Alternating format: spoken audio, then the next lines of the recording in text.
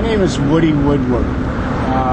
We're on our way to visit one of the homeless camps, and we're going to go underground. Basically what we're doing is we're going under to the tracks.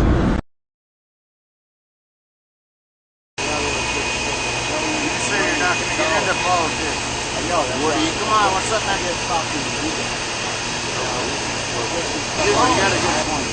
What did we just read yesterday? I don't like it.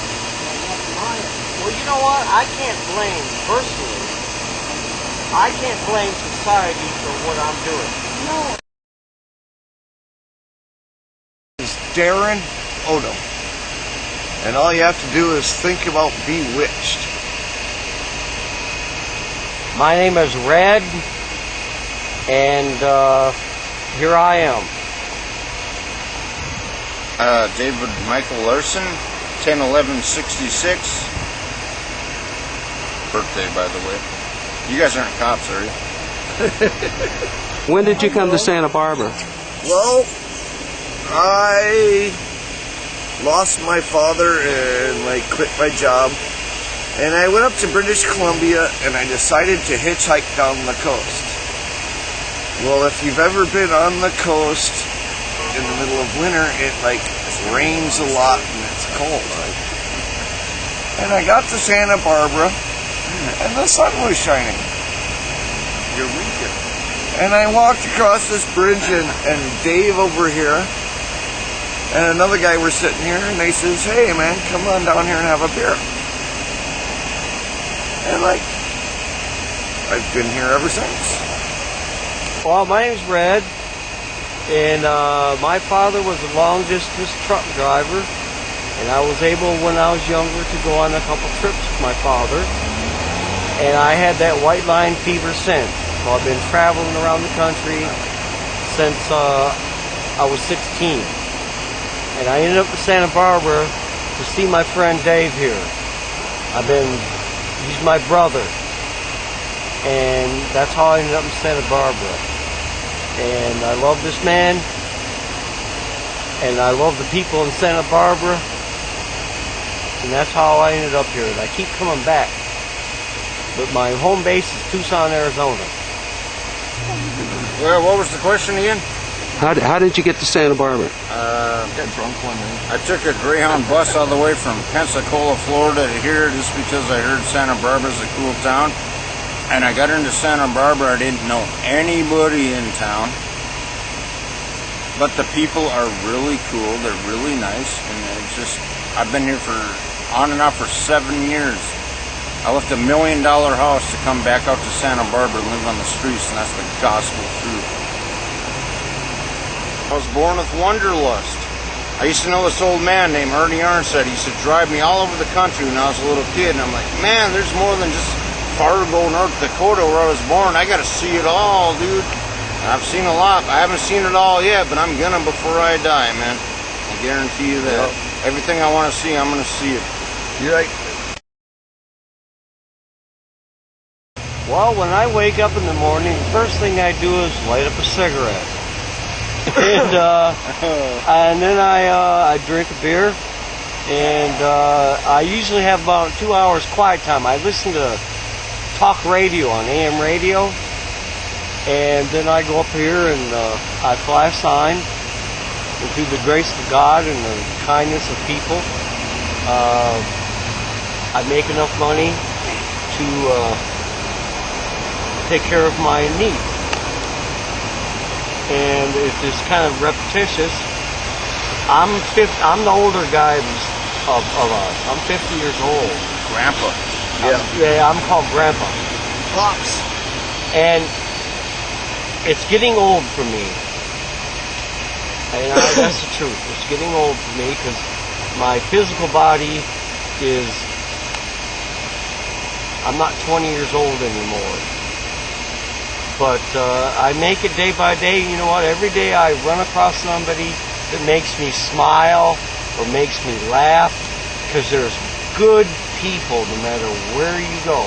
And I just want to express one thing.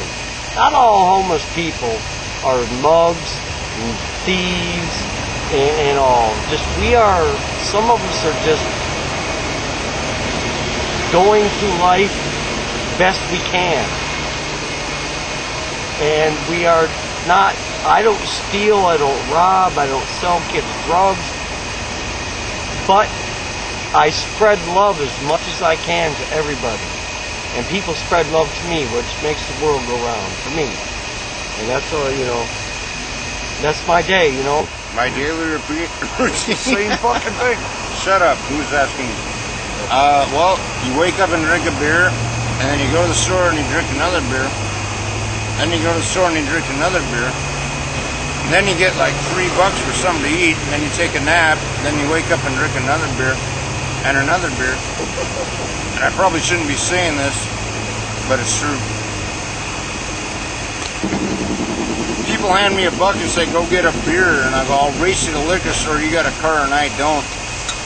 I can barely walk, but I'll run faster than you can get your car or your Harley Davidson over there, bro. I accept it. I've not been doing this for very long, as far as flying a sign. And I figure this: if a person's willing to help me, God bless them. If they give me a nickel, God bless them. This is for you, Ed. Um, And all your buddies. Okay. So you guys if I get, take care. you know what? One thing that I've noticed, the police department. I'm going to plug the police department right now. Go for it. You know, either county or the CHP or the locals.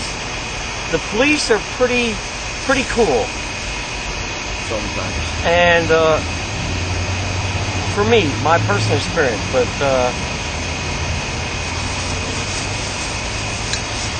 I can't. My brother is a together guy. He works. And he's been doing it for umpteen decades or whatever. It's gonna be a launch tour. And I can't understand his lifestyle anymore. He can understand mine. I had all these crushes on these girls in high school, but I was too afraid to ask them for a date because I couldn't handle rejection. But 99 out of 100 cars drive right past you, and sometimes they call you, like, get a job, loser, or whatever. And I've gotten so used to it, it doesn't even matter anymore because I know that somebody's going to come up and give me $1, and they probably know I'm going to go right to the liquor store and buy a beer, and they really don't care. You wouldn't believe the things I've seen come flying out of these cars. I've had crack, and I'm not a drug addict either, by the way, and I mean that. Marijuana. You don't even smoke it. Yeah, you don't. I don't even smoke pot. pot. But I've seen things you can't even understand or comprehend come flying out of these cars. I've had chicks drive up in limousines showing me their tits. I don't have no money, but at least I'll show you my tits.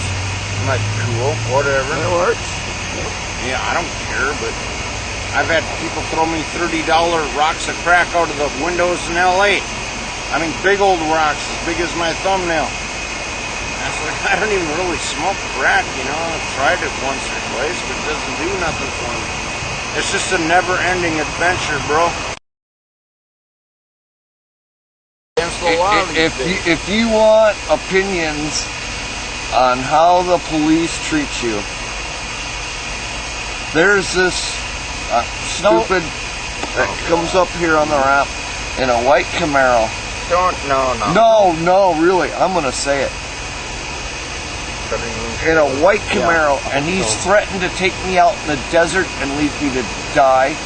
He's threatened to kill my dog. He's threatened to come up with false charges because I've told him that the judge doesn't care about the tickets. I mean, the judge literally throws the tickets out of court because she doesn't want to waste her time.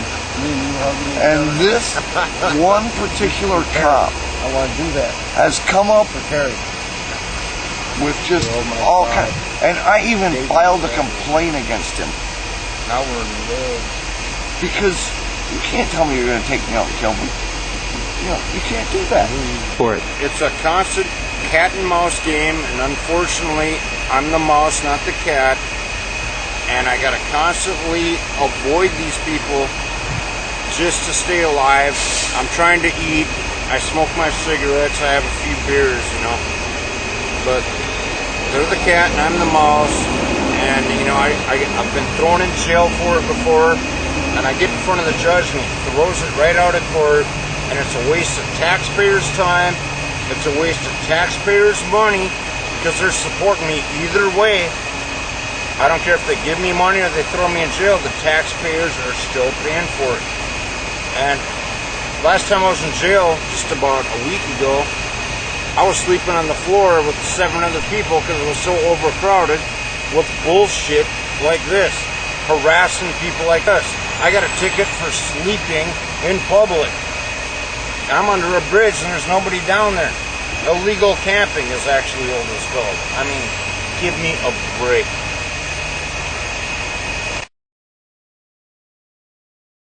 About living homeless. I don't pay rent. I don't pay a gas bill. I don't pay a light bill. I don't pay insurance. I don't pay a car payment.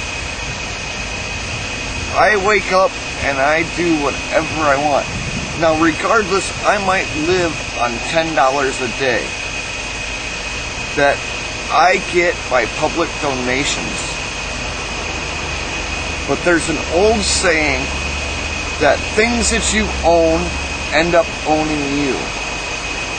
In other words, if you have a big screen TV in your house, you have to work every day to keep up the rent just to keep that big screen TV in your house. And you know what? We don't have to do that.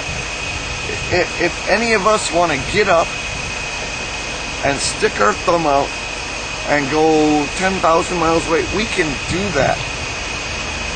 And we don't have to lose $20,000 worth of crap. Yeah, the freedom.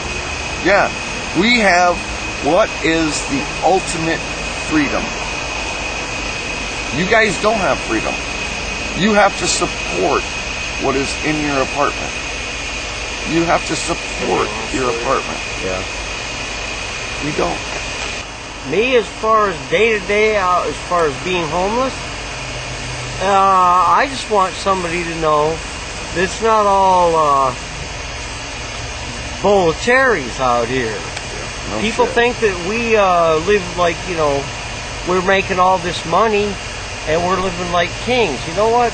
We have to struggle every day to get something to eat, a shower, Shower. the basics in life that every human being needs. There's cleanliness. There's some people gracious enough to give us hot water. And we get gallon jugs of water. We can shower, you know, hobo bath, so to speak. We, you know, shower that way. And, or a bath, or, you know, not a shower, but a bath. And, At least you don't stink as bad. and people understand. I hope that people understand that it's really not. It's tough out here with the rejection, with the cussing. I've been cussed out so many times you won't believe. But I'm just a regular human being like everybody else. I just wanted to portray that. I'm just a regular human being like everybody else. I just don't have a roof over my head. And I don't have a steady job. I'm very employable. I have a commercial driver's license. But I get bored. And I don't understand it. I can't explain it. As far as keeping clean, we do the best we can. Would I work instead of panhandling? Yes, I would, depending on the job and depending what the money went to. Some of it goes to me, some of it goes to charity. I want to go down to New Mexico and work for the Don Imus Ranch for kids with cancer, and I'll work there for free. As long as they feed me and, you know, let me have a couple of beers, and the rest goes to the kids with cancer. Because we're all Don Imus fans here. Okay, yes, I'm very involved in my woodwork instead of panhandling. And you're talking about charity. I would work for free for someone if as long as I have, you know, I don't spend all my money on stupid stuff. I spend some of my money on food. If somebody fed me and gave me a roof over my head, I would work for them for nothing. Yes, I would. All right, I've worked actually most of my life. I'm not either. And these guys don't believe me, but I'm actually an engineer. But you know what? No, really, seriously.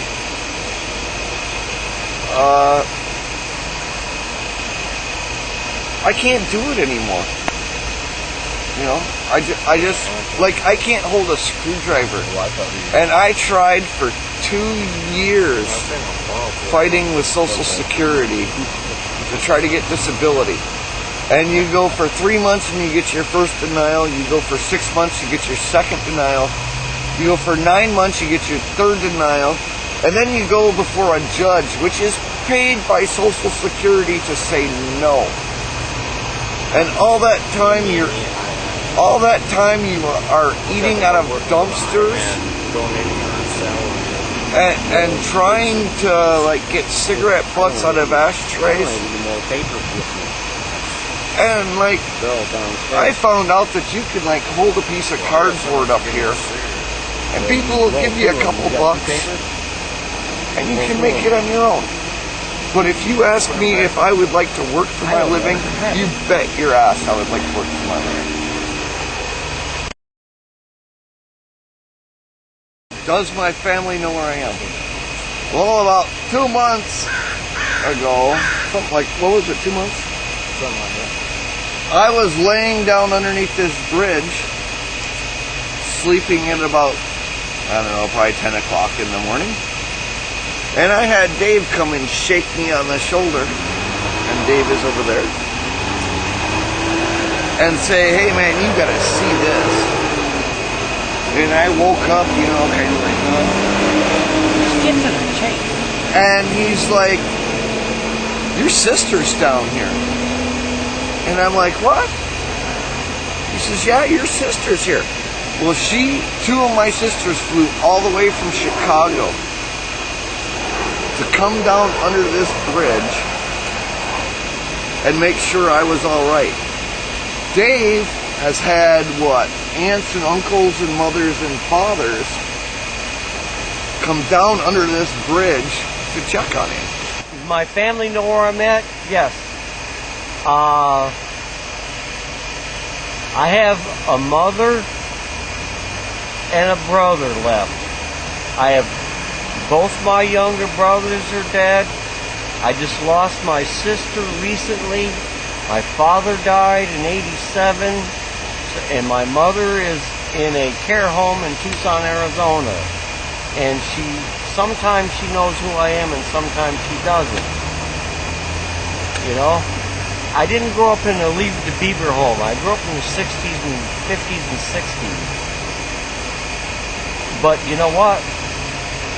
I have communication with my mother and my brother, and that means more to me than any kind of money that anybody could ever replace. My mother is my best friend in the entire world. My brother Bill, we just started getting back together. I cry every time I think about, I have 2 younger brothers and a sister, 5 of us, and there's 2 of us left. You know, I get hurt. You know, us homeless people have feelings. We cry. We laugh. We have sorrow. We have joy. We have all these emotions that everybody else has. And you're darn right, I'm hurt really bad about I'm losing my family. What was the question again? Family coming down. Yeah, my cousins came down, but that was over a custody battle over my daughter, so I really don't want to comment on that because I think they're a bunch of fools. And they're going to get a copy of this tape too, so they can hear me say it. They didn't come down here to visit me and see how I'm doing. I got a 13-year-old daughter in Arizona that they're fighting over. And I said, well, I'm not responsible enough to take custody of her. That's just the way it is. Yeah. They even came down to take pictures to prove that you're not responsible. There you go. I want to tell you about other homeless camps. Unless you know how to conduct yourself in that environment, it's a place to get your ass beat or killed. Oh, yeah. And there's a lot of morons out there on the streets to give us all a bad name, and you don't want to go there. That's when I came to Santa Barbara. I walked 5 miles this way to get away from all the other idiots downtown so I could just be by myself. And luckily my brother and my good friend here found me, and the rest is history, but I'm not hanging out with them morons. They're down there beating people up with chains and the police are shooting them. I don't hang around with people like that. If you can't conduct yourself, just get away from me. Or I'll get away from them. That's actually what I did. I think that's the best. I think that's Shut up. the best thing I've ever heard. As far as other homeless camps, I'm the veteran of these. My father kicked me out of the house when I was 16 years old, so I've been out on these streets since I was 16. I'm 50. And I have to agree with Mr. Dave here. There's a lot of morons out there, a lot of evil people that I refuse to hang around with. And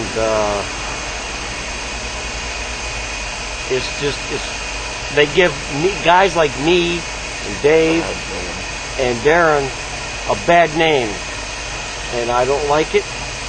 And that's how the public looks at us, because the news media does not say what good we do.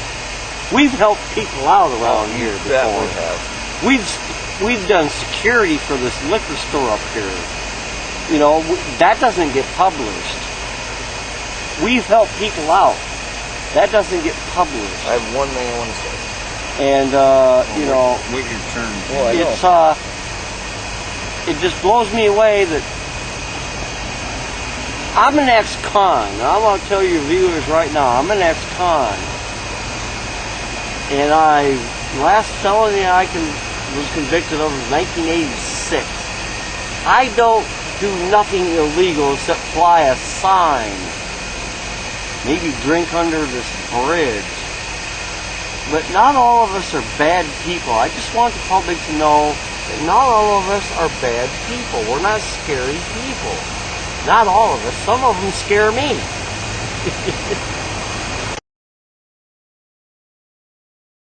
I'll tell you about the mission. It's like being a head of cattle herded into a slaughterhouse. There's nothing but a bunch of morons and idiots, and all they do is hang around the mission all day. And they kick them out for a couple hours, and then they come back in to eat their breakfast and their lunch and their dinner. That's all they do, and their whole life revolves around that. And me and my buddy Red, we travel all over the country and have fun, and we got friends all over the place. And these people, you leave for 5 years and you come back to a mission, and it's still the same people sitting there. That ain't much of a life to me. Ready? Why do I not go to a mission? Have you ever been to one? That's all I have to say. Hi, Mom. Hi, Mom and Bill. I love you. And I always think about you and pray for you. End of story. I grew up reading National Geographics, and finally in my life I've been able to just run around and see shit. That's it. This is the homeless camp of Dave, Red, and Darren. They're living under the bridge here in Santa Barbara.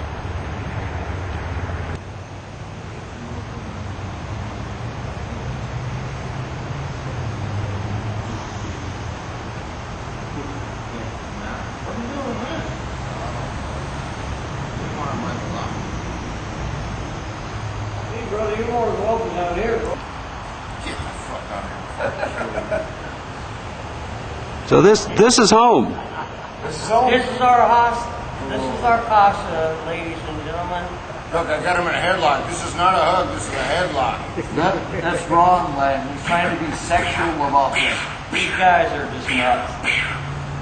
I'll smack you up, bitch. He's just weird, man, every once in a while. Yeah, this is our casa, ladies and gentlemen. 7. I'm the CEO and founder of this camp, He's the CEO. and I'm the king of the hill. I've been And here. if this fool pisses me off, I'm throwing him out. I've been here like, what, 5 months maybe? 4 months? Well, if you can't keep track of time, then it's with me. I don't know what the hell it's been. Well, sure, 4 or 5 yeah, that months. was 5 months ago you were here for 1 month. You know, ladies and gentlemen, what's in this bag and what I'm sitting on is everything I own. And I hope you understand that. And one thing I'd like to say is, may Jesus be with you. I'm very employable. If I got off my butt and sobered up, there's not a company around here that wouldn't hire me because I'm a good person. I'm a very good person, and I'm very good with people. And I'm not a bad guy.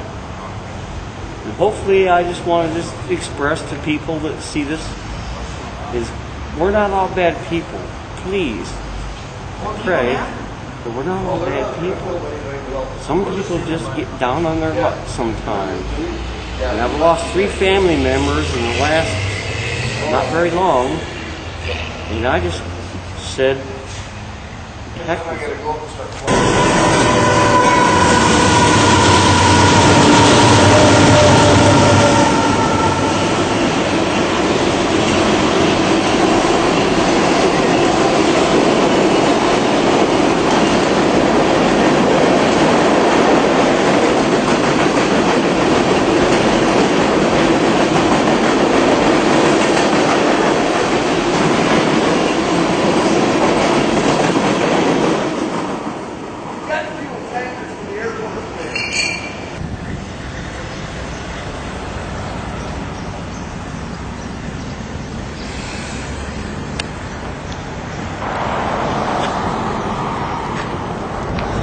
Too bad you didn't have the dog for him to take the money out of your hand. That's funnier than hell.